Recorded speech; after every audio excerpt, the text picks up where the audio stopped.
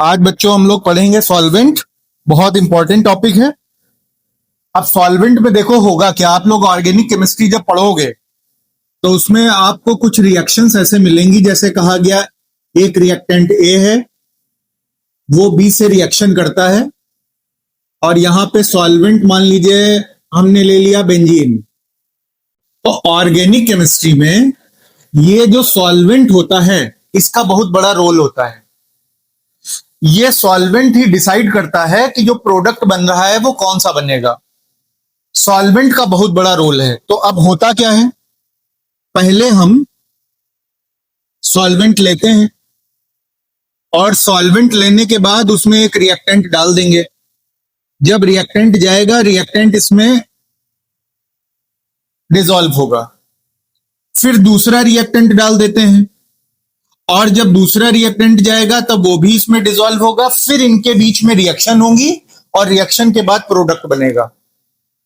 तो अभी तक तुम लोगों ने रिएक्शन जो देखी हैं लोअर क्लासेस में, उनमें सॉल्वेंट का यूज नहीं था, क्योंकि वहां पे आपको लोअर लेवल पे पढ़ाया जा रहा था।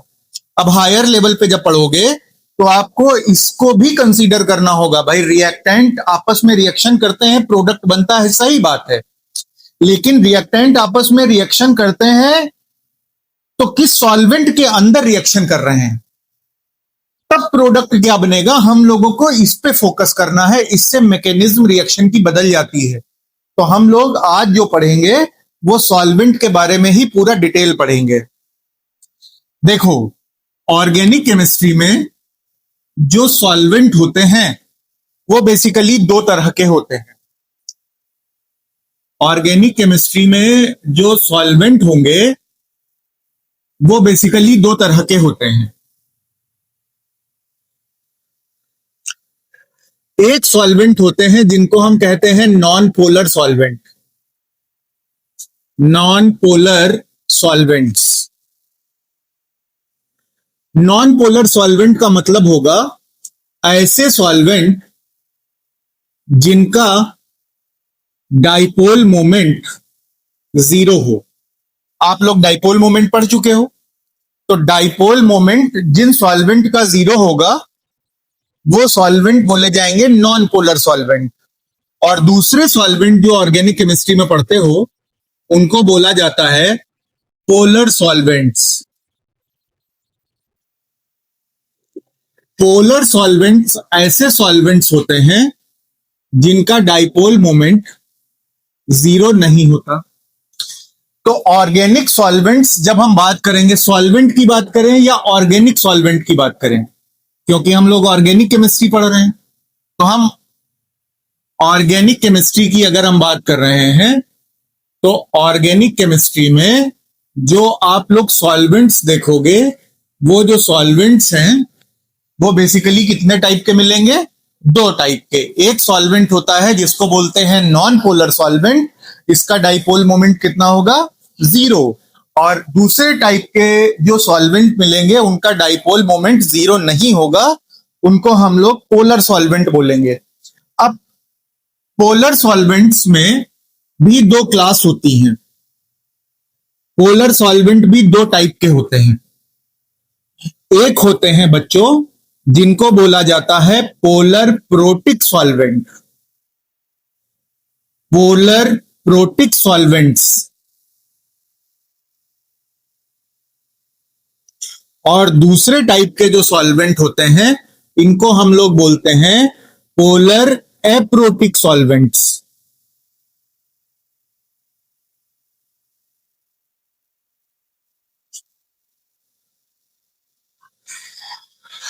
तो हमने सॉल्वेंट का क्लासिफिकेशन कर लिया कि जो हमको ऑर्गेनिक केमिस्ट्री में सॉल्वेंट देखने के लिए मिलेंगे वो कितने टाइप के होंगे? नॉन पोलर सॉल्वेंट और polar solvent. Non polar solvent वो रहेंगे जिनका डाइपोल मोमेंट जीरो होगा, और पोलर सॉल्वेंट वो रहेंगे जिनका डाइपोल मोमेंट जीरो नहीं होगा।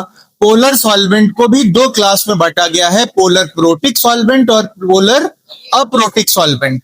ठीक, अब मैं आपको जो सिखाने जा रहा हूं वो बहुत ध्यान से सीखेंगे, क्योंकि ये वही मैदान है जहां पर ऑर्गेनिक रिएक्शन की सारी लड़ाइयां लड़ी जानी हैं।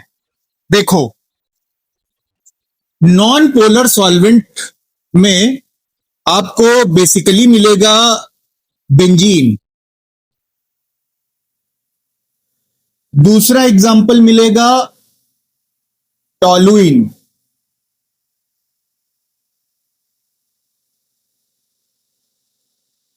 और एग्जाम्पल हम देख लें CCl4।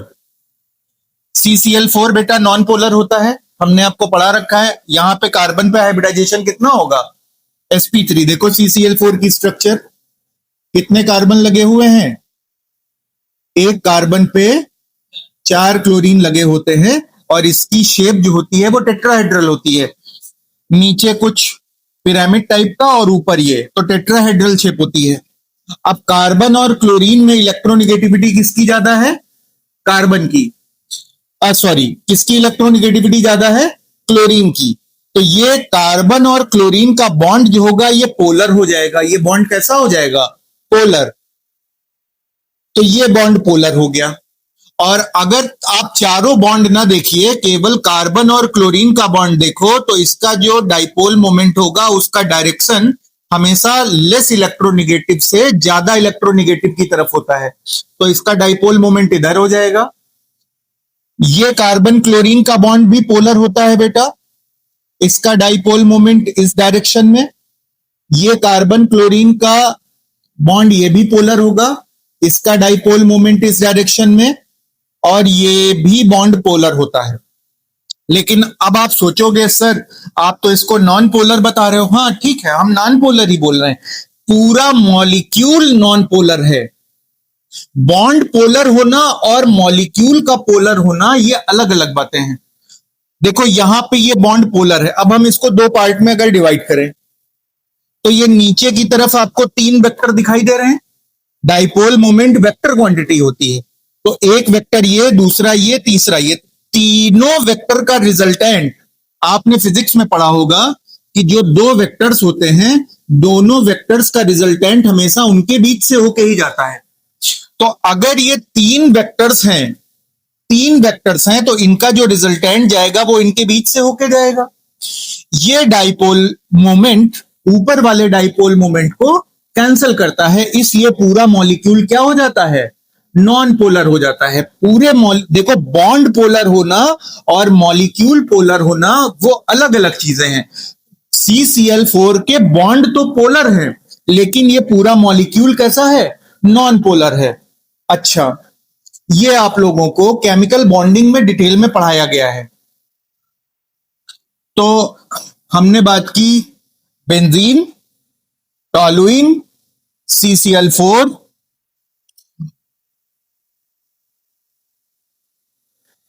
1 2 3 4 5 6 हेक्सेन। हेप्टेन भी हो सकता है भाई। कार्बन, जब आप एल्केन पढ़ते हो तो कम कार्बन वाले एल्केन क्या होते हैं, गैस होते हैं, और ज्यादा कार्बन वाले लगभग मान के चलना कि C1 से C3 तक, मीथेन, एथेन, प्रोपेन, C4 तक, ब्यूटेन, यहां तक तो गैसेस मिलेंगी। आगे चल के C9 तक क्या मिल जाते हैं, लिक्विड, और C9 के बाद में क्या हो जाते हैं, जनरली सॉलिड हो जाते हैं। तो अगर हम इसकी बात करें तो कितने कार्बन है इस एल्केन में, 1 2 3 4 5 6, 6 कार्बन है। तो ये हेक्सेन है, इसमें 7 कार्बन है, हेप्टेन है, तो ये क्या होंगे, लिक्विड होंगे। मतलब ये भी नॉन पोलर सॉल्वेंट की कैटेगरी में रखा जाएगा, क्योंकि पूरे मॉलिक्यूल के अंदर कोई पोलैरिटी नहीं है। अब आप सोच रहे होगे सर ऐसा क्यों बोल रहे हैं, ये नॉन पोलर कैसे हो गया। देखो तो इसकी स्ट्रक्चर ऐसे बनेगी, CH3 single bond CH2, single bond CH2, single bond CH2। कितने कार्बन होने चाहिए, 4 हो गए, 5, और छठा हो गया CH3। ठीक, अब अगर मैं इसकी स्ट्रक्चर को ओपन करके बना दूं तो ये CH3 सिंगल बॉन्ड CH2, इसी तरह से पूरी स्ट्रक्चर को ओपन करके बनाया जा सकता है। बच्चों कार्बन और हाइड्रोजन की इलेक्ट्रोनिगेटिविटी में कोई ज्यादा फर्क नहीं होता। कार्बन की इलेक्ट्रोनिगेटिविटी 2.5 होती है, हाइड्रोजन की इलेक्ट्रोनिगेटिविटी 2.1 होती है। तो अगर पॉलिंग स्केल पर, तो अगर कार्बन और हाइड्रोजन की इलेक्ट्रोनिगेटिविटी का डिफरेंस देखोगे तो कोई ज्यादा डिफरेंस नहीं है, 2.1, 2.5, 0.4 का डिफरेंस आ रहा है। तो ये कार्बन और हाइड्रोजन का जो बॉन्ड होता है ये ऑलमोस्ट नॉन पोलर ही होता है। तो अगर ये बॉन्ड नॉन पोलर है तो पूरा मॉलिक्यूल ही नॉन पोलर हो जाएगा। तो मैंने लिखा ये नॉन पोलर सॉल्वेंट है।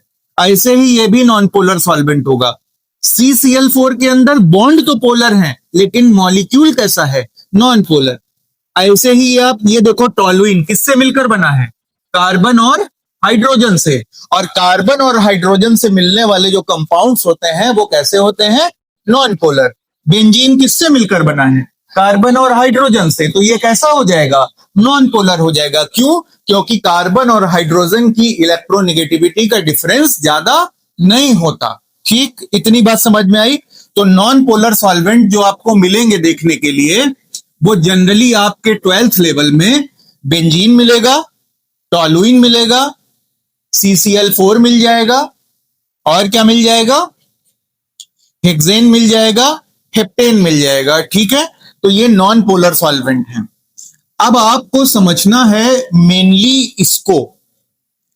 अगर हम पोलर सॉल्वेंट की बात करेंगे तो इनका डाइपोल मोमेंट कितना होगा, 0 नहीं होगा, मतलब ये पोलर हो जाएंगे। अब इसमें दो क्लास है, पोलर प्रोटिक और पोलर एप्रोटिक। इन्हीं दोनों को समझोगे तो आप ये समझ जाओगे। देखो, नाम है पोलर प्रोटिक, तो पोलर तो इसने अपने पापा से लिया है, प्रोटिक का मतलब प्रोटॉन दे सकता है। पोलर प्रोटिक सॉल्वेंट ऐसे सॉल्वेंट होते हैं जो प्रोटॉन को रिलीज कर सकते हैं, और पोलर एप्रोटिक का मतलब है ऐसे पोलर सॉल्वेंट जो प्रोटॉन को रिलीज नहीं करेंगे। तो पोलर प्रोटिक सॉल्वेंट जो होंगे वो H+ को रिलीज करेंगे, कैन रिलीज H+। मैं इसको ऐसे लिख देता हूं, कैन रिलीज H+ मतलब प्रोटॉन। और जो पोलर एप्रोटिक होंगे ये क्या करेंगे, कैन नॉट रिलीज प्रोटॉन, ये प्रोटॉन नहीं देंगे। तो अगर आपसे पूछा जाता है कि भाई पोलर प्रोटिक क्या है और पोलर एप्रोटिक सॉल्वेंट क्या है, तो आप बोलोगे ऐसे सॉल्वेंट जिनका डाइपोल मोमेंट 0 नहीं होता और प्रोटॉन रिलीज कर सकते हैं, उनको हम बोलते हैं पोलर प्रोटिक सॉल्वेंट। और ऐसे सॉल्वेंट जिनका डाइपोल मोमेंट 0 नहीं होता लेकिन प्रोटॉन रिलीज नहीं कर सकते, उनको हम क्या बोलते हैं, पोलर एप्रोटिक सॉल्वेंट।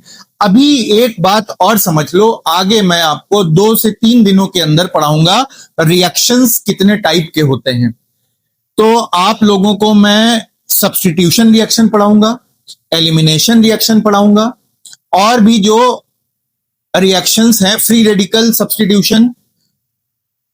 उसके अलावा आप लोगों को पेरिसाइक्लिक रिएक्शन भी केवल दिखा करके समझा दूंगा। हालांकि आप लोगों में एक जगह केवल मिलती है और ज्यादा डिटेल उसमें नहीं जाना है। तो हम लोग रिएक्शन के टाइप पढ़ेंगे 2-3 दिनों में।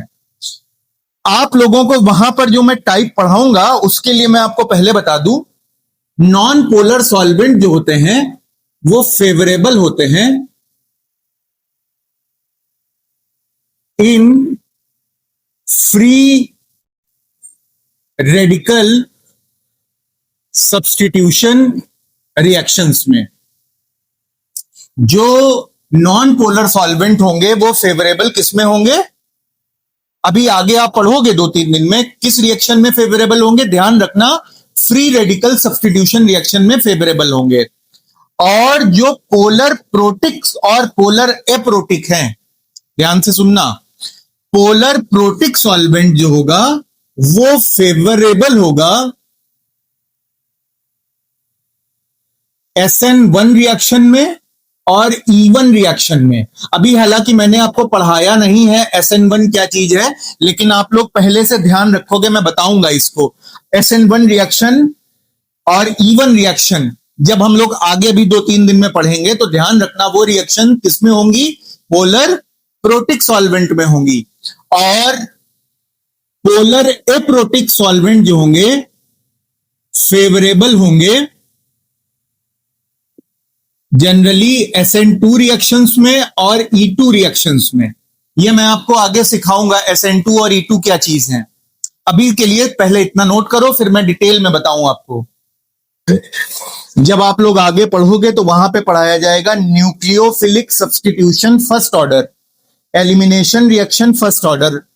SN1 का मतलब होगा, आगे पढ़ोगे, N से होगा न्यूक्लियोफिलिक, S से सब्स्टिट्यूशन, 1 ऑर्डर है तो nucleophilic substitution first order reaction SN1 बोली जाएंगी। Elimination reaction with first order E1 बोली जाएंगी।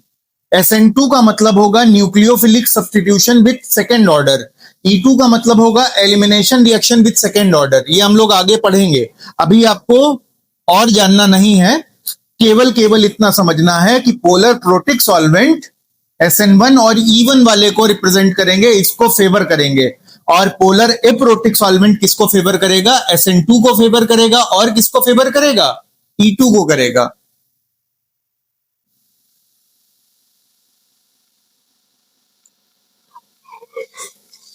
देखो तुम लोग भूलोगे, भूलने का ह्यूमन माइंड का नेचर होता है, भूलोगे, वहां पे भूलोगे पोलर प्रोटिक यार SN1 को कर रहा था या SN2 को कर रहा था, पोलर एप्रोटिक SN1 को कर रहा था या SN2 को कर रहा था। तो हम अभी आपको सिखाएंगे, आप लोगों को क्लियर हो जाएगा, लेकिन अपने दिमाग को कैसे सिखाओगे तुम लोग? शॉर्टकट मेथड देखो, प्रोटिक छोटी स्पेलिंग है, एप्रोटिक कैसी स्पेलिंग है? एप्रोटिक बड़ा वर्ड है और प्रोटिक कैसा वर्ड है? छोटा वर्ड है। तो छोटे वाले में कम वाली रिएक्शंस यानी 1 वाली रिएक्शन, और एप्रोटिक बड़ा वर्ड है, इसमें कौन सी रिएक्शन? बड़ी वाली यानी 2 वाली रिएक्शंस। पोलर प्रोटिक सॉल्वेंट हो जाएगा तो कौन सी रिएक्शन फेवर होगी? SN1 और E1। पोलर एप्रोटिक बड़ा नाम है तो बड़ी टाइप वाली यानी SN2 वाली और E2 वाली रिएक्शन। ठीक, ध्यान रखना इस चीज को। पोलर प्रोटिक, प्रोटिक छोटा नाम तो छोटी वाली रिएक्शन SN1 और E1, और पोलर एप्रोटिक बड़ा नाम बड़ी वाली रिएक्शन SN2 वाली और E2 वाली रिएक्शन।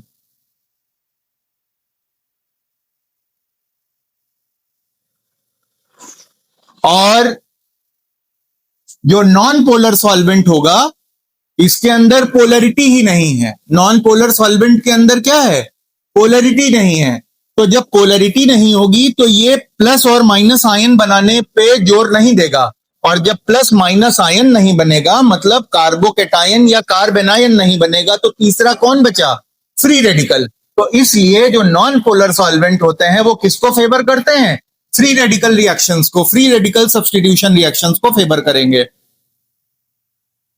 क्योंकि नॉन पोलर है तो नॉन पोलर क्या करेगा? प्लस और माइनस चार्ज वाली स्पीशीज को फेवर नहीं करेगा, क्योंकि इसके अंदर खुद से पोलरिटी नहीं है, और जब इसके अंदर खुद पोलरिटी नहीं है तो दूसरे वाले को कैसे पोलरिटी दे सकता है? तो ये प्लस और माइनस वाले आयंस नहीं बनाएगा। तो मैंने आपको 3 इंटरमीडिएट पढ़ाए, कार्बोकेटायन, कार्बेनायन, फ्री रेडिकल। तो जब प्लस और माइनस वाली स्पीशीज नॉन पोलर में बनेगी नहीं तो बचा क्या? केवल फ्री रेडिकल। तो नॉन पोलर सॉल्वेंट किसको फेवर करेगा? फ्री रेडिकल को फेवर करेगा, फ्री रेडिकल सब्स्टिट्यूशन रिएक्शन को। और पोलर प्रोटिक किसको फेवर करेगा? SN1 को और E1 को। पोलर एप्रोटिक किसको फेवर करेगा? लंबा नाम, SN2 को और E2 को। ठीक, अच्छा,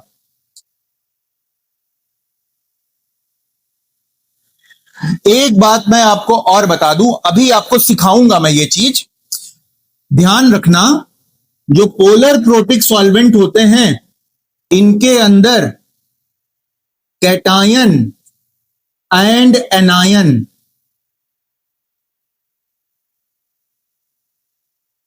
दोनों का सॉल्वेशन होता है। अभी सिखाऊंगा सॉल्वेशन क्या चीज होती है। दोनों का सॉल्वेशन होता है।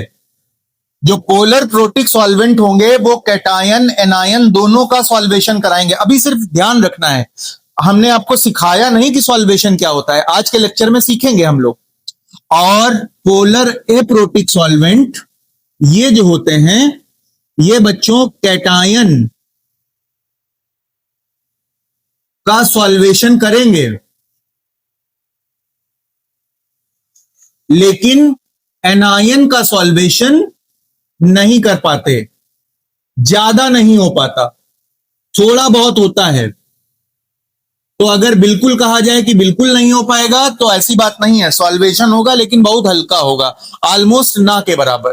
तो जो पोलर एप्रोटिक होंगे कैटायन का सॉल्वेशन होगा, एनायन का सॉल्वेशन नहीं होगा। अच्छा एक चीज ये बस ध्यान रखना है आपको, ठीक है। अभी हम आगे इनको सिखाएंगे ये क्या चीज है, लेकिन ये मैंने आपको यहां पर इसलिए लिखवा दिया कि जब आप लोग रिवीजन करोगे तो रिवीजन के टाइम पे आप सब सीख चुके होगे, तो आपको रिवीजन के टाइम पे आसानी रहे, आपको बार बार पन्ना पलट करके बहुत डेप्थ तक ना घुसना पड़े, तो आप लोगों को ये प्रैक्टिस में आ जाएगा, इसलिए यहीं पे नोट कर लो इस चीज को।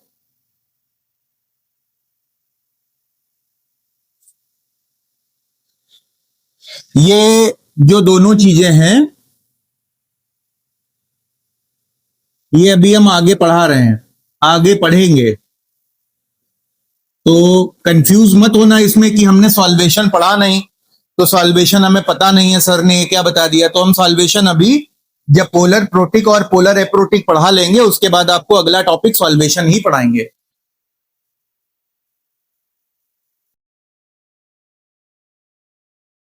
अब हमारा जो टॉपिक है वो है polar protic solvent, protic solvents. मैं आपको एक बात बताता हूं, ध्यान रखना। अगर कभी भी हाइड्रोजन, अगर कभी भी हाइड्रोजन डायरेक्टली फ्लोरीन से लगा मिल जाए, ऑक्सीजन से लगा मिल जाए, नाइट्रोजन से लगा मिल जाए, क्लोरीन से लगा मिल जाए या सल्फर से लगा मिल जाए, तो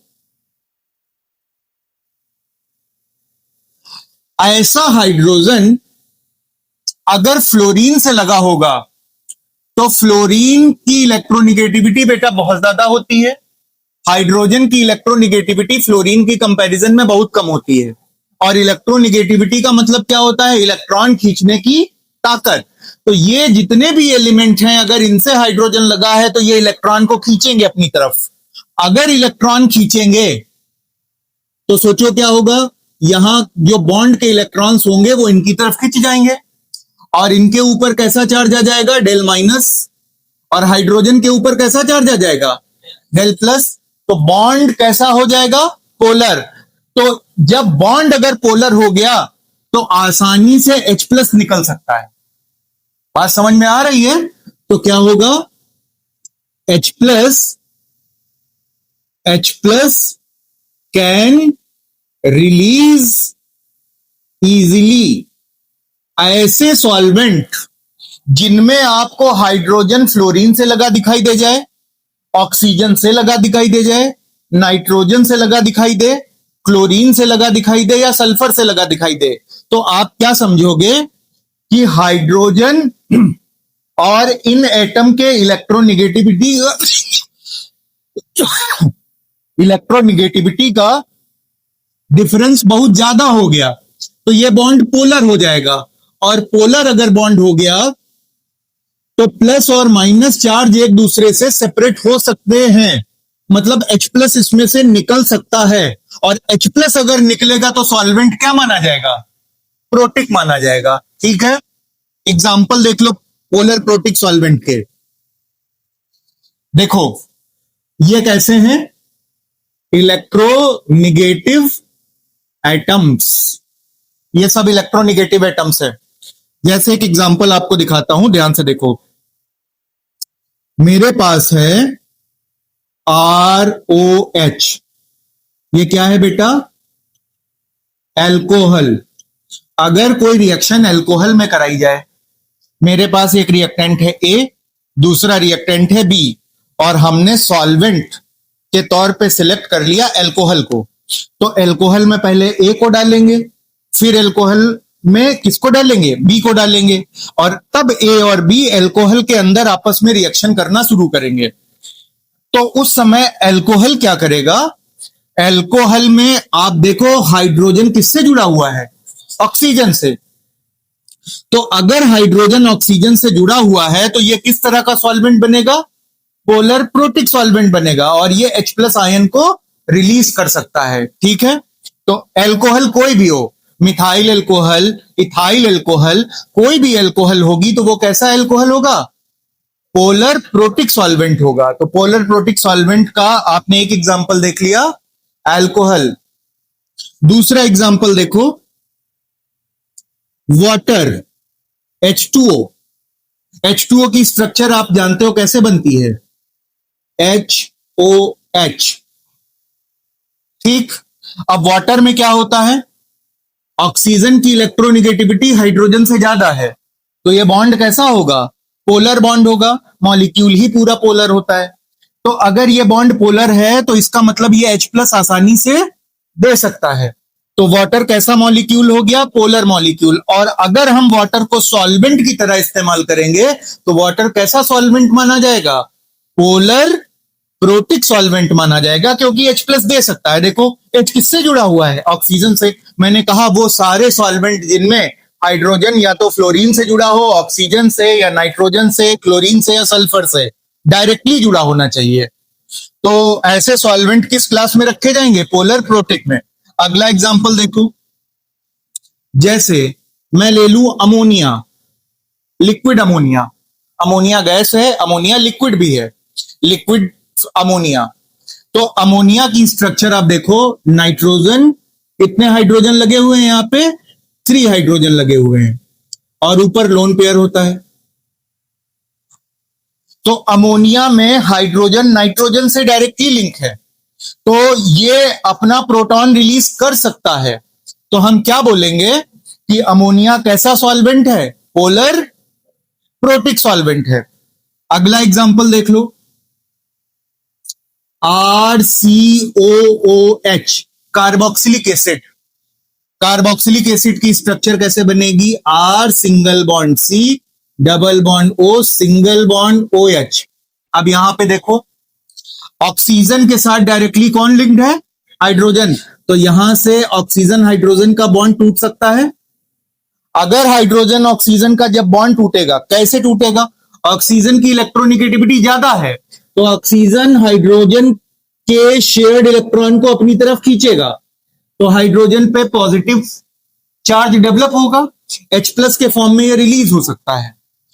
अगर मान लो H प्लस निकल गया तो ऑक्सीजन के ऊपर कैसा चार्ज आ जाएगा? माइनस। तो ऐसे आयन को हम लोग बोलेंगे कार्बोक्सिलेट आयन। अच्छा, तो जितने भी कार्बोक्सिलिक एसिड है वो कैसे सॉल्वेंट होते हैं? Polar protic solvent. तो आपको ध्यान रखना है, एल्कोहल हो गया, वाटर हो गया, अमोनिया हो गया, कार्बोक्सिलिक एसिड हो गया, ये पोलर प्रोटिक सॉल्वेंट है। आपको 12th में जनरली इतने ही पोलर प्रोटिक सॉल्वेंट मिलेंगे। ठीक, नोट कर लो। इसमें हम लोग समझेंगे कि अगर हाइड्रोजन हाई इलेक्ट्रोनिगेटिव एटम्स के साथ लिंक्ड है तो उसमें क्या डेवलप हो जाएगी? पोलैरिटी डेवलप हो जाएगी एंड H प्लस के फॉर्म में रिलीज हो सकता है। तो अगर हाइड्रोजन हाई इलेक्ट्रोनिगेटिव एटम्स के साथ में जुड़ा हुआ है तो हाइड्रोजन में पोलैरिटी डेवलप होगी, और अगर हाइड्रोजन के अंदर पोलैरिटी डेवलप हुई, पॉजिटिव चार्ज डेवलप हुआ, तो H प्लस के फॉर्म में वो रिलीज हो सकता है। इसलिए ये जो आपने एग्जांपल देखा, एल्कोहल, वाटर का एग्जांपल देखा, अमोनिया का एग्जांपल देखा और कार्बोक्सिलिक एसिड देख लिया, ये सबके सब पोलर प्रोटिक सॉल्वेंट के क्लास में रखे जाएंगे। ठीक, नोट करो।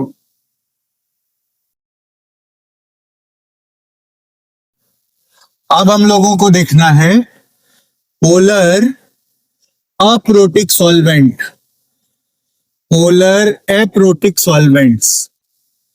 पहचान क्या है इनकी, कैसे पहचानोगे? अगर कभी हाइड्रोजन बेटा कार्बन के साथ डायरेक्टली लिंक्ड हो, ऐसे सॉल्वेंट जिनमें हाइड्रोजन किसके साथ लिंक्ड होगा? कार्बन के साथ, जनरली वो सॉल्वेंट कैसे बोले जाएंगे? Polar aprotic. क्यों? क्योंकि इसकी इलेक्ट्रोनिगेटिविटी अभी मैंने आपको बताई 2.5 है और हाइड्रोजन की इलेक्ट्रोनिगेटिविटी मैंने बताई 2.1 है। तो इनके इनके इलेक्ट्रोनिगेटिविटी का डिफरेंस बहुत कम है। इलेक्ट्रोनिगेटिविटी डिफरेंस कैसा है? इज वेरी लो या लेस।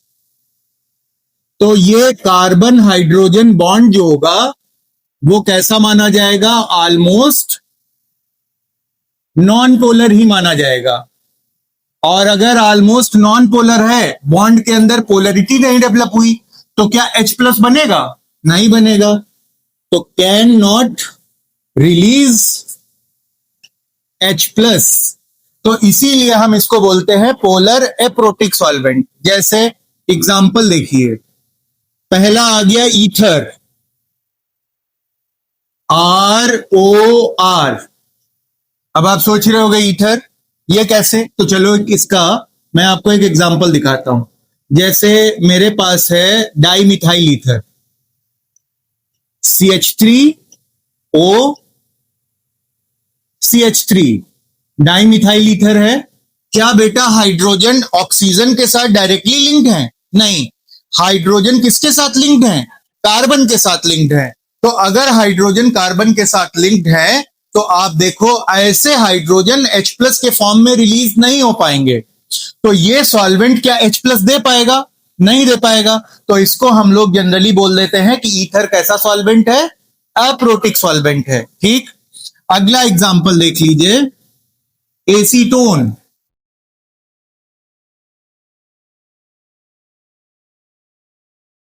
एसीटोन, एसीटोन क्या होता है? CH3 single bond CO single bond CH3। अब इसमें हाइड्रोजन किसके साथ लिंक्ड है? सोचो, कार्बन के साथ। अच्छा, पोलैरिटी है इसके अंदर। क्यों? क्योंकि कार्बन और ऑक्सीजन के बीच में देखिए, कार्बन की इलेक्ट्रोनिगेटिविटी से ज्यादा इलेक्ट्रोनिगेटिविटी किसकी है? ऑक्सीजन की। तो ऑक्सीजन इलेक्ट्रॉन खींचेगा तो ऑक्सीजन पे इलेक्ट्रॉन चार्ज कैसा आएगा? Del minus. और कार्बन पे कैसा आ जाएगा?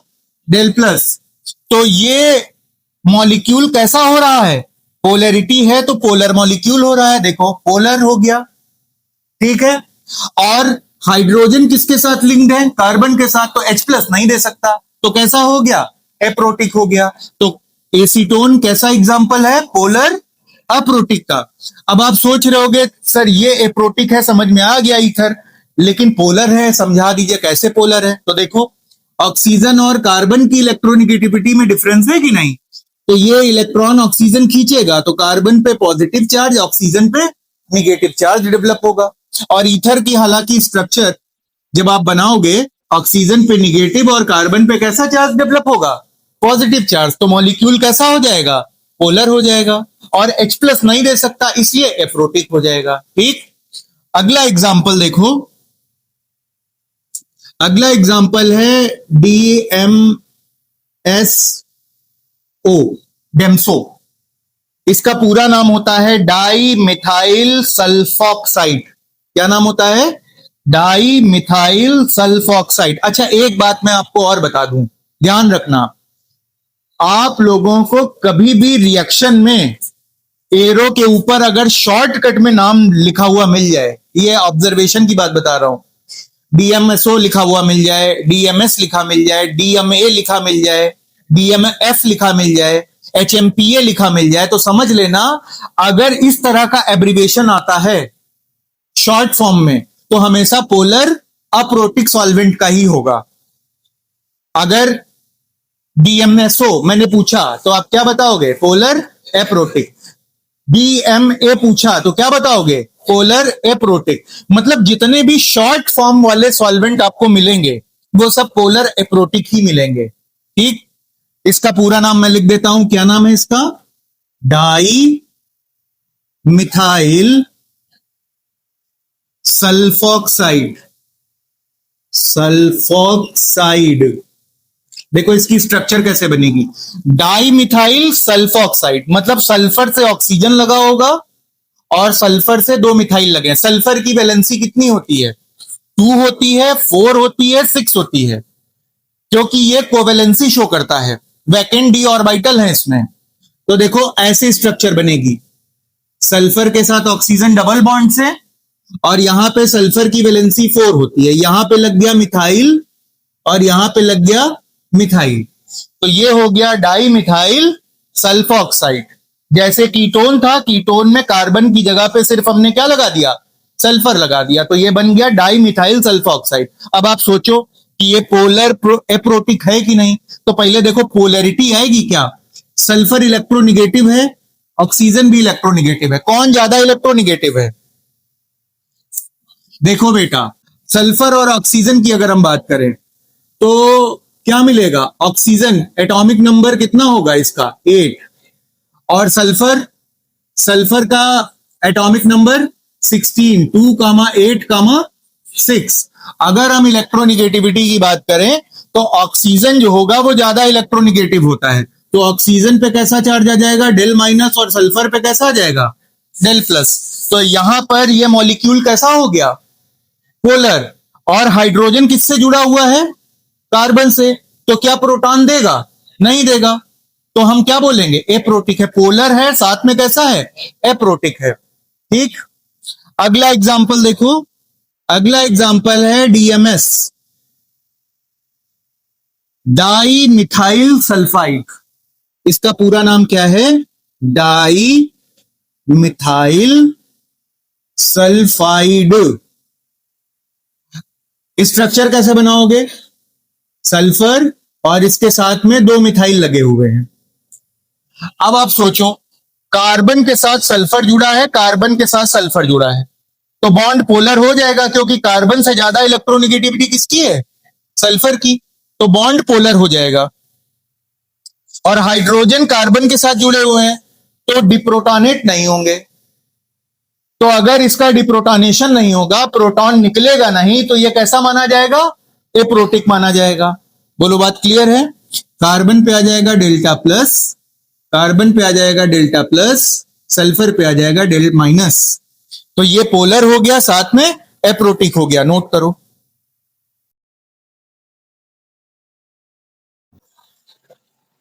इलेक्ट्रोनिगेटिविटी का डिफरेंस समझ में आया, ऑक्सीजन सल्फर का क्या होता है।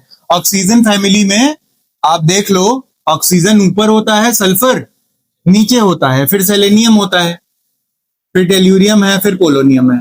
तो इधर से इधर जाने पे इलेक्ट्रोनिगेटिविटी इंक्रीज होती है और इधर से इधर जाने पे इलेक्ट्रोनिगेटिविटी डिक्रीज होगी, तो किसकी इलेक्ट्रोनिगेटिविटी ज्यादा है, ऑक्सीजन।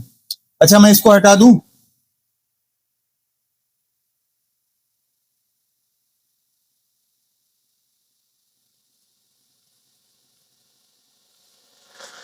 और एग्जाम्पल इसके देखो,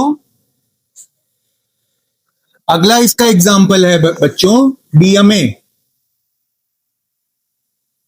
डीएमए का मतलब है डाई मिथाइल एसीटामाइड, एसीटामाइड। तो अब ये बना कैसे होगा, सुनो इधर, एसीटामाइड जो होगा उसमें दो मिथाइल ग्रुप लगे हुए होंगे। एसीटामाइड का फार्मूला क्या होता है, पहले ये देखो, CH3 CO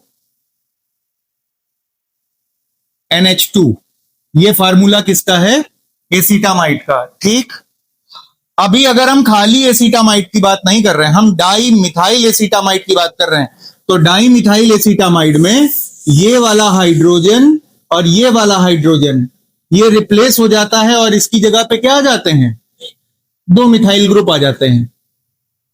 ये हाइड्रोजन हट जाएगा, ये वाला हाइड्रोजन हट जाएगा, उसकी जगह पे क्या आ जाएगा, मिथाइल ग्रुप आ जाएगा। तो ये स्ट्रक्चर जो बनेगी किसकी बनेगी, डाई मिथाइल एसीटामाइड की बनेगी। अब आप सोचो, कार्बन के पास और ऑक्सीजन के पास, ऑक्सीजन की इलेक्ट्रोनिगेटिविटी ज्यादा है, तो कार्बन पे डेल प्लस, ऑक्सीजन पे डेल माइनस। ठीक, अब पोलैरिटी डेवलप हो गई, और साथ में जो हाइड्रोजन जुड़े हैं वो किससे जुड़े हैं? कार्बन से। तो क्या हाइड्रोजन डिप्रोटोनेट होगा? नहीं। तो ये मॉलिक्यूल, ये जो सॉल्वेंट है, ये कैसा बोला जाएगा? पोलर अप्रोटिक बोला जाएगा। अगला एग्जांपल देखो, डीएमएफ। डीएमएफ मतलब डाई मिथाइल फॉर्मामाइड। डीएमएफ मतलब डाई मिथाइल फॉर्मामाइड। फॉर्मामाइड की स्ट्रक्चर ये होती है, HCONH2, ये फॉर्मामाइड है। अब हमें फॉर्मामाइड में सब्स्टिट्यूशन करके डाई मिथाइल लगाना है, तो यहां से ये हाइड्रोजन रिप्लेस होंगे और इनकी जगह पे मिथाइल ग्रुप आकर के लग जाएगा। तो ये जो स्ट्रक्चर बनी, ये डाई मिथाइल फॉर्मामाइड है। ऑक्सीजन पे निगेटिव चार्ज, कार्बन पे डेल प्लस चार्ज। मॉलिक्यूल कैसा हो गया? पोलर। और हाइड्रोजन किससे जुड़े हुए हैं? यहां भी देखो कार्बन से, तो डिप्रोटोनेट नहीं होगा। इसकी वजह से ये पोलर एप्रोटिक। नोट कर लीजिए इसको।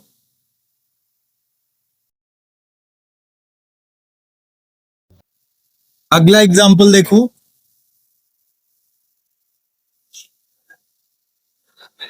अगला एग्जांपल है बहुत फेमस, टीएचएफ मिलेगा। ऑर्गेनिक रिएक्शंस में 12th में टीएचएफ कई जगह मिलता है, तो टीएचएफ ध्यान रखेंगे। इसका मतलब है टेट्रा हाइड्रो फ्यूरॉन। देखो बेटा, फ्यूरॉन की स्ट्रक्चर कुछ ऐसे बनती है, ध्यान से सुनो।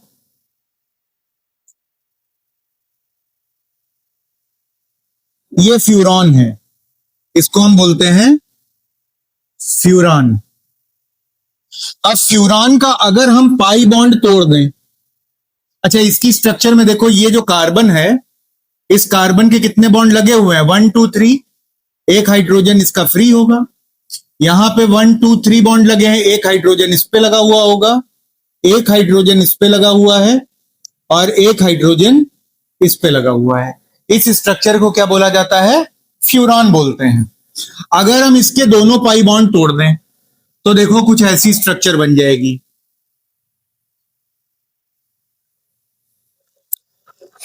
अगर ये बॉन्ड टूट गया तो एक वैलेंसी इधर फ्री होगी कि नहीं होगी? तो यहां पर 2 हाइड्रोजन इधर लगा दिए और 2 हाइड्रोजन इधर लग गए। अब उसमें देखो फिर क्या हो रहा है, फिर यहां पर अगर एक वैलेंसी इसकी फ्री हो जाएगी, ये पाई बॉन्ड टूटने पर एक इधर फ्री हो जाएगी, तो मैं यहां पे एक एक हाइड्रोजन और लगा देता हूं। तो कितने हाइड्रोजन मैंने जोड़ दिए एडिशनल? फ्यूरान में कितने हाइड्रोजन जोड़े हैं? 4। इसीलिए इसका नाम हो जाता है टीएचएफ, टेट्राहाइड्रोफ्यूरॉन। क्योंकि फ्यूरान में मैंने 4 हाइड्रोजन ऐड किए, इसलिए ये टेट्राहाइड्रोफ्यूरॉन हो गया। ये एक तरह का ईथर है, साइक्लिक ईथर है टेट्राहाइड्रोफ्यूरॉन।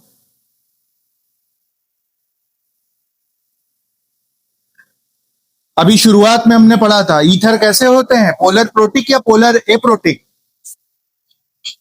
ईथर पोलर एप्रोटिक होते हैं। ईथर की पहचान क्या होती है? 2 कार्बन के बीच में ऑक्सीजन का लिंकेज रहता है, तो वो क्या बोलते हैं?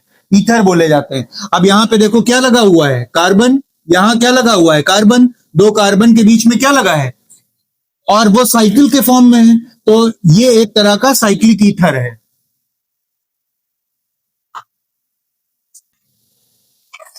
इनमें पोलर एप्रोटिक कौन है, ये वाला या ये वाला? ये वाला टीएचएफ। ठीक, लास्ट एग्जांपल इसका देख लो, हटा दें इसको। अब अगला है हम्पा, HMPA।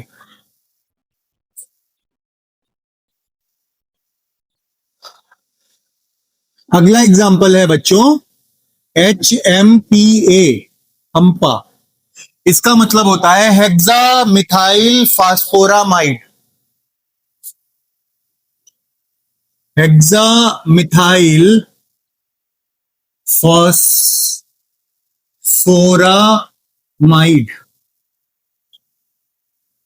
हेक्सामिथाइल फास्फोरामाइड।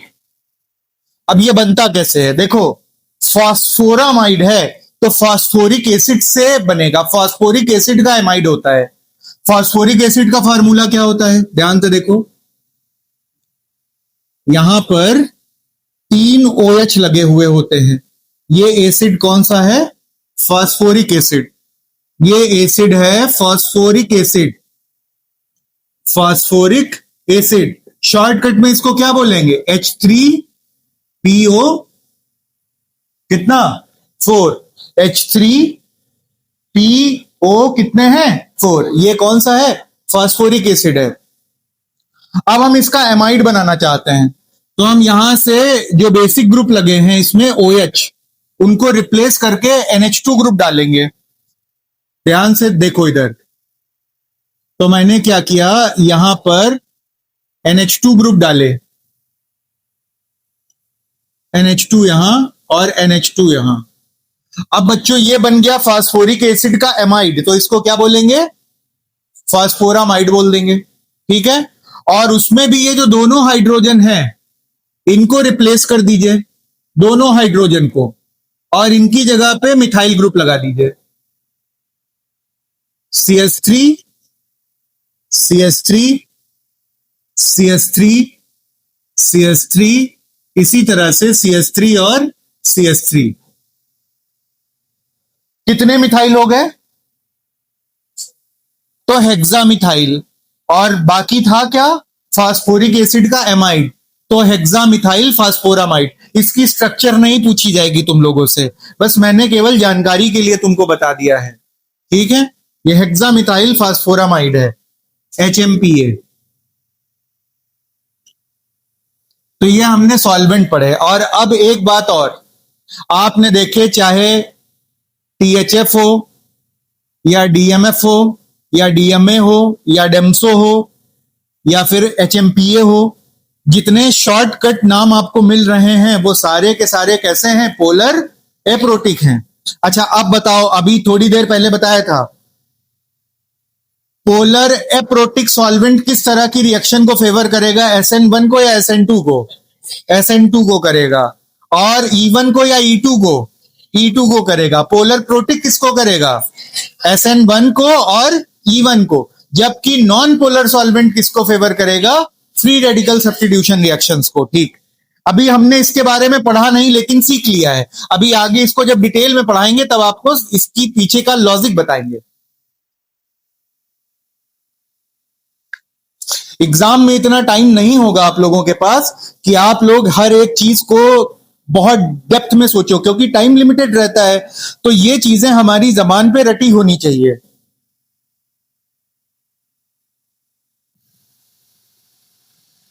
सॉल्वेशन,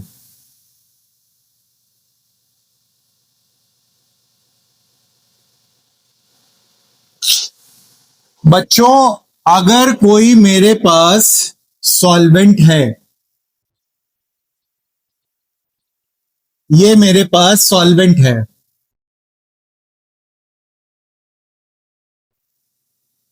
और इस सॉल्वेंट के अंदर अगर मैंने कोई सॉल्यूट डाला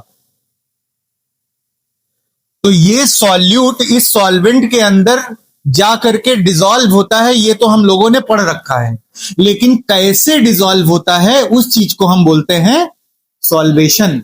आपने लोअर क्लासेस में या 12th में अभी सॉल्यूशन चैप्टर में पढ़ा कि जब किसी सॉल्यूट को सॉल्वेंट में डालते हैं तो सॉल्यूट क्या होता है? सॉल्वेंट के अंदर डिसॉल्व हो जाता है। यहां पे मैं आपको बताऊंगा कि कैसे डिसॉल्व हो जाता है, आखिर वो क्या फैक्टर है, वो क्या तरीका है कि सॉल्यूट सॉल्वेंट के अंदर डिसॉल्व होता है। लेकिन एक बात याद रखना हमेशा, एक रूल होता है, लाइक डिसॉल्व लाइक, मतलब जैसे को तैसा, टिट फॉर टैट जिसको कह सकते हैं।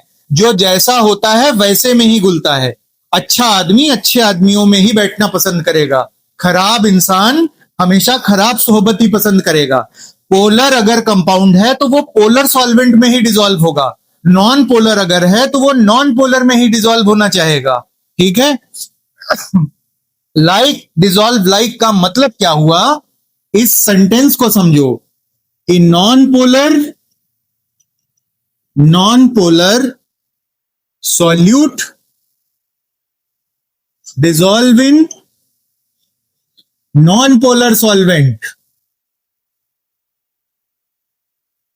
और जो पोलर सॉल्यूट होते हैं, polar solute dissolve in polar solvents. तो अब ये सॉल्यूट जब सॉल्वेंट में डाला गया, तो सॉल्यूट सॉल्वेंट में डालने के बाद आपको दो बातें पता चल गई कि जैसा होगा वैसे में ही डिसॉल्व होगा। अगर नॉन पोलर सॉल्यूट डालेंगे तो वो नॉन पोलर सॉल्वेंट में डिसॉल्व होना चाहेगा, अगर पोलर सॉल्यूट डालेंगे तो वो पोलर सॉल्वेंट में डिसॉल्व होना चाहेगा। क्लियर? अच्छा, दूसरी बात कि सॉल्वेशन का मतलब क्या है। सॉल्वेशन का मतलब होता है interaction between solute and solvent. Solute और सॉल्वेंट के बीच जो इंटरेक्शन होता है उसको हम लोग बोलते हैं solvation. Interaction between solute and solvent is known as solvation. कि सॉल्यूट को सॉल्वेंट में डालो तो सॉल्वेंट सॉल्यूट को अपने अंदर डिसॉल्व तो कराना चाहे, तो अगर ज्यादा डिसॉल्व करा लेगा तो कह देंगे भाई सॉल्वेशन अच्छा हो गया। अब अगर सॉल्यूट डाल दिया सॉल्वेंट के अंदर और सॉल्यूट डिसॉल्व नहीं हो पाया तो हम क्या बोलेंगे, सॉल्वेशन पूरा है, सॉल्वेशन नहीं हो पाया। जैसे पानी के अंदर रेत डाल दो तो क्या रेत डिसॉल्व हो जाती है? नहीं, तो हम बोलते हैं सॉल्वेशन नहीं है इसका।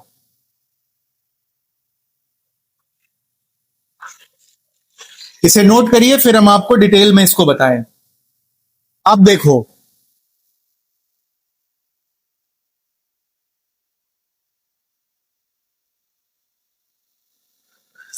सॉल्वेशन का मतलब आपने समझ लिया मोटे मोटे तौर पे। सॉल्वेशन का मतलब क्या होगा, सॉल्यूट और सॉल्वेंट के बीच इंटरेक्शन। अब हम लोग जो देखेंगे समझेंगे वो पहले सॉल्वेशन समझेंगे इन पोलर प्रोटिक सॉल्वेंट में, और फिर उसके बाद में हम सॉल्वेशन समझेंगे पोलर एप्रोटिक में। यही दो चीजें आपको समझना ज्यादा जरूरी है।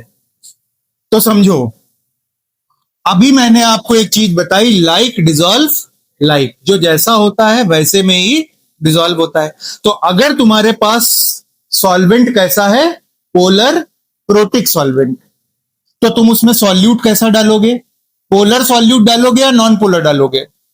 पोलर ही डालोगे।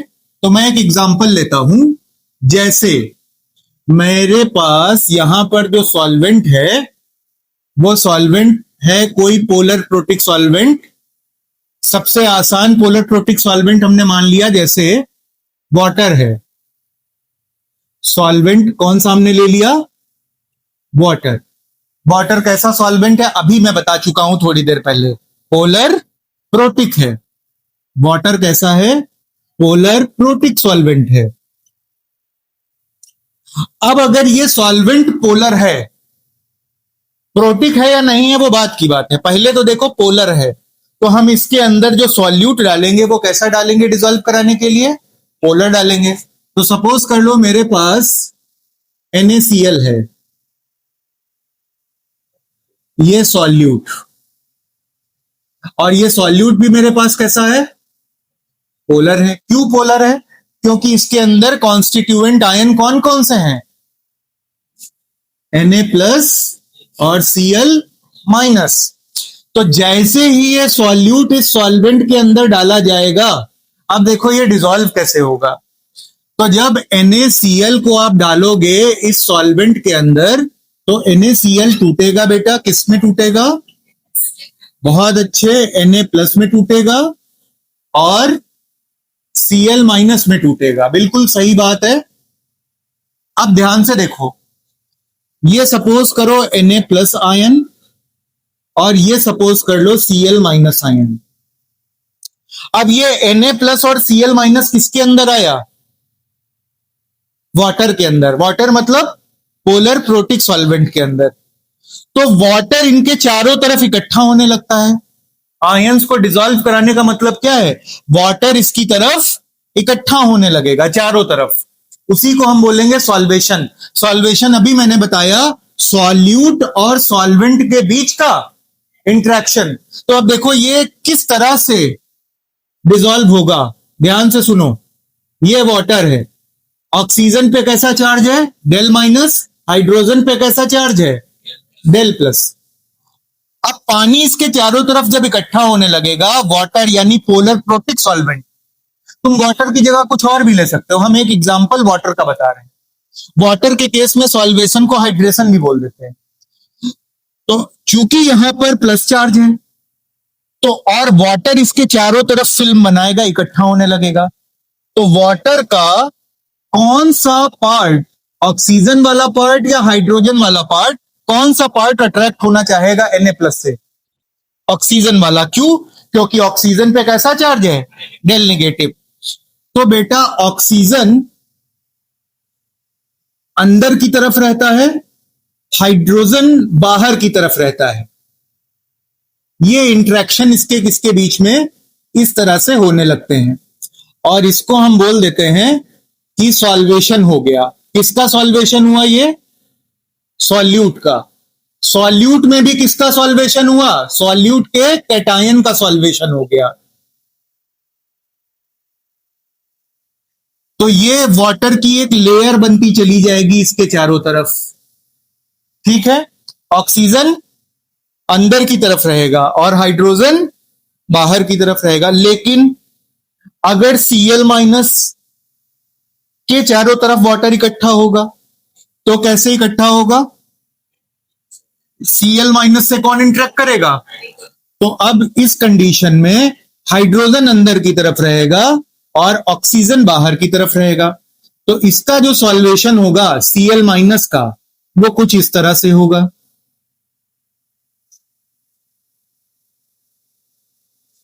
समझ पा रहे हो बात को?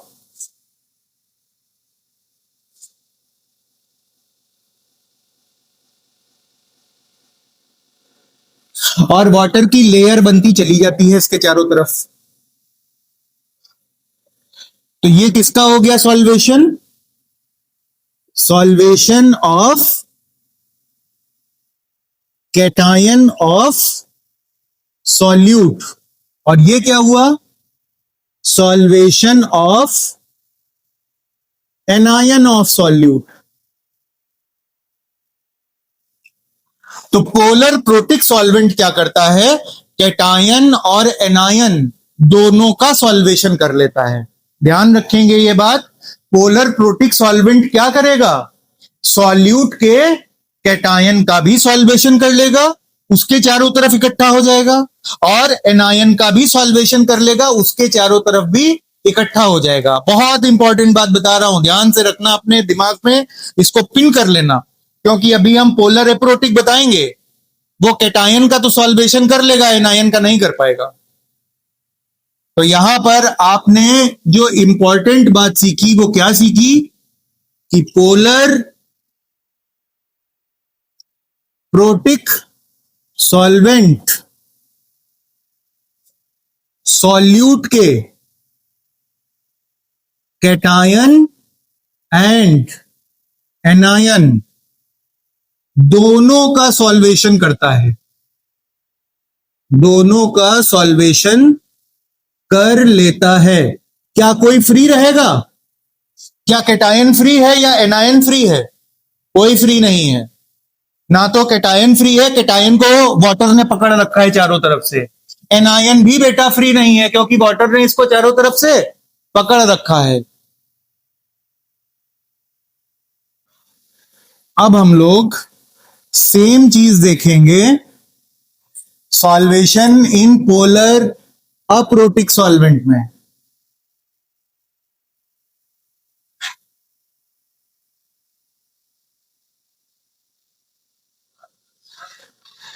देखो बच्चों, मेरे पास मान लो एक सॉल्वेंट है और मुझे सॉल्वेंट कैसा लेना है, पोलर एप्रोटिक। चलो एक सबसे आसान एग्जांपल मैं ले लेता हूं, एसीटोन। क्या ले लिया मैंने, acetone, CH3 CO CH3।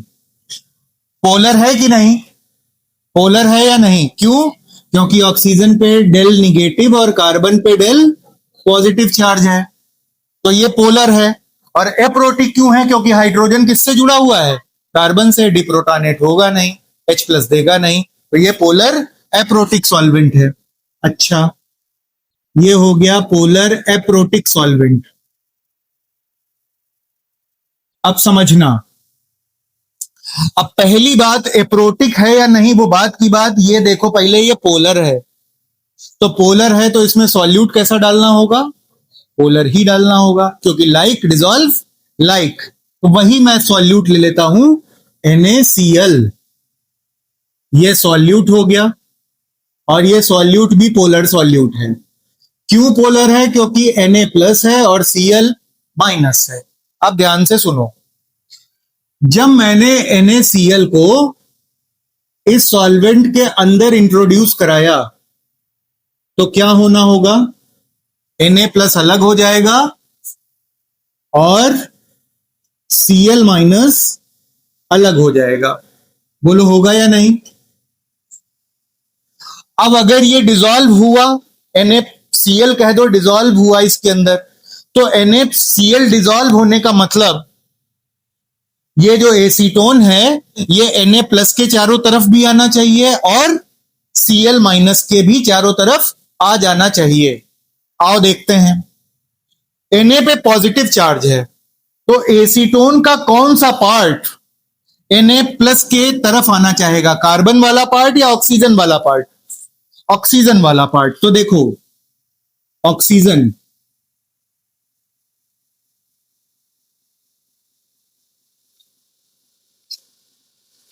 Oxygen, अभी बनाइएगा नहीं, पहले देख लीजिएगा।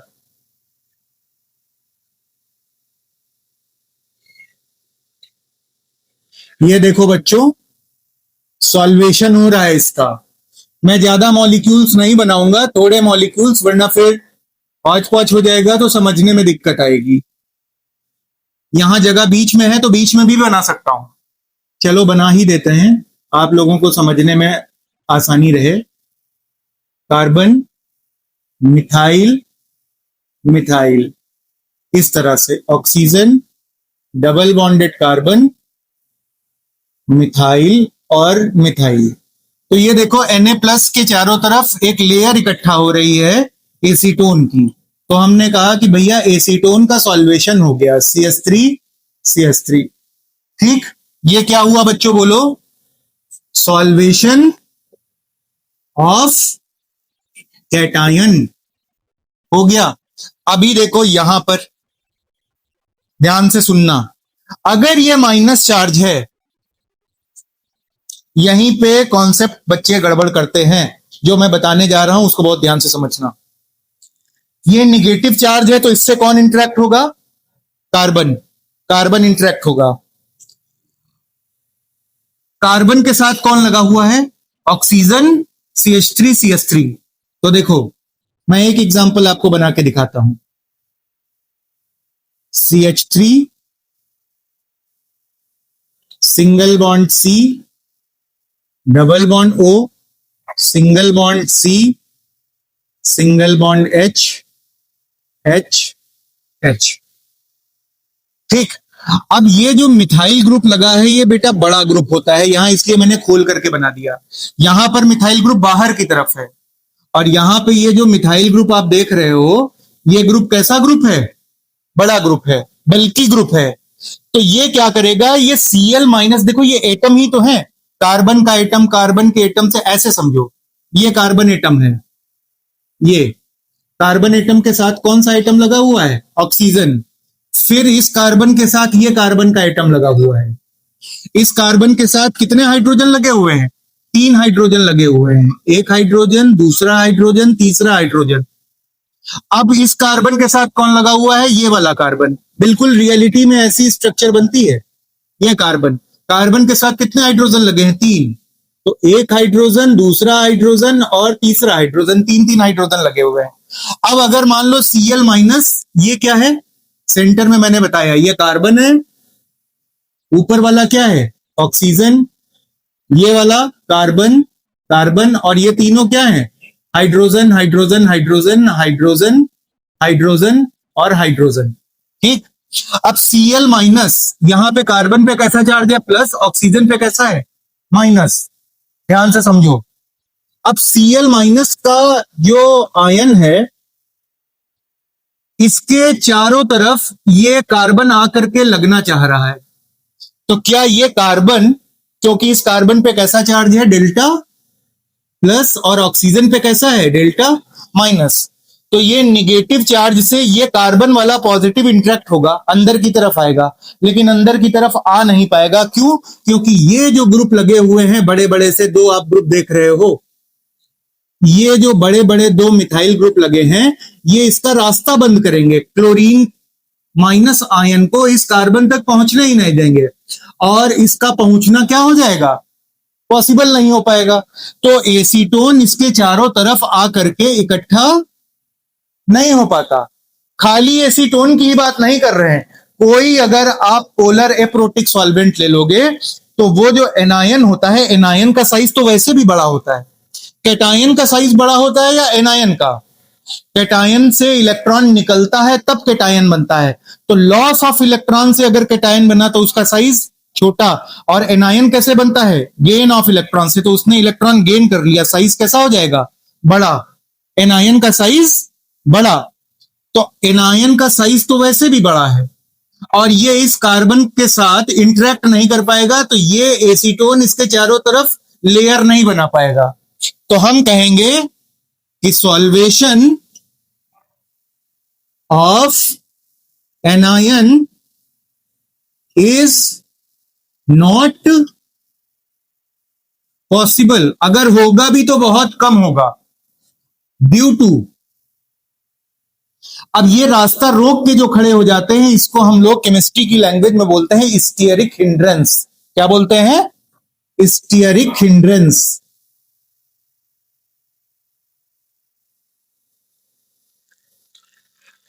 स्टेरिक हिंड्रेंस का मतलब है एटम के थ्रू रास्ते का रोक दिया जाना।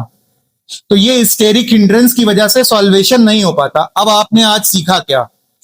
आपने सीखा कि पोलर प्रोटिक सॉल्वेंट जो होगा वो कैटायन का भी सॉल्वेशन कर देगा, एनायन का भी सॉल्वेशन कर देगा, लेकिन पोलर एप्रोटिक सॉल्वेंट कैटायन का सॉल्वेशन नहीं कर पाएगा।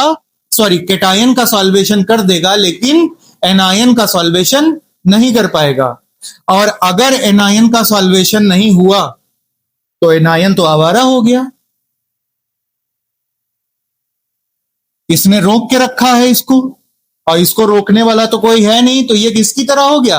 आवारा हो गया, फ्री हो गया। और अगर ये फ्री है तो ये किसकी तरह बिहेव करेगा? इलेक्ट्रोफाइल की तरह कि न्यूक्लियोफाइल की तरह? न्यूक्लियोफाइल की तरह। Cl माइनस किसकी तरह बिहेव करेगा? क्योंकि इस पे निगेटिव चार्ज है ना। तो ये जब हम लोग प्रोटिक, पोलर एप्रोटिक सॉल्वेंट लेते हैं, तो इस रिएक्शन में न्यूक्लियोफाइल थोड़ा सा फ्री हो जाता है, तो ये रिएक्शन न्यूक्लियोफिलिक अटैक को फेवर कर देती है। आप नोट करो, मैं बताऊंगा आपको। यहां पर आप लोग ध्यान रखिएगा, यहां पर आप ध्यान रखेंगे। क्या ध्यान रखोगे? बोलो। पोलर प्रोटिक में आपने लिखा था सॉल्यूट और सॉल्यूट में कैटायन और एनायन दोनों का सॉल्वेशन हो जाता है। यहां क्या लिखोगे? कैटायन का सॉल्वेशन हो जाएगा और एनायन का सॉल्वेशन नहीं होगा। एनायन का सॉल्वेशन नहीं होगा। और एनायन का अगर सॉल्वेशन नहीं होगा तो एनायन है क्या? इलेक्ट्रोफाइल या न्यूक्लियोफाइल? ए पगले, न्यूक्लियोफाइल है। एनायन क्या होता है? अरे इस पे निगेटिव चार्ज है, तो ये किसकी तरफ अटैक्ट होगा? प्लस चार्ज की तरफ। ये प्लस चार्ज लवर है। प्लस चार्ज लवर मतलब न्यूक्लियोफाइल। तो ये रिएक्शन जो होती है न्यूक्लियोफाइल अटैक को बढ़ावा देती है। जब आप सॉल्वेंट कैसा लोगे, पोलर एप्रोटिक सॉल्वेंट लोगे, तो न्यूक्लियोफाइल अटैक को फेवर कर देता है।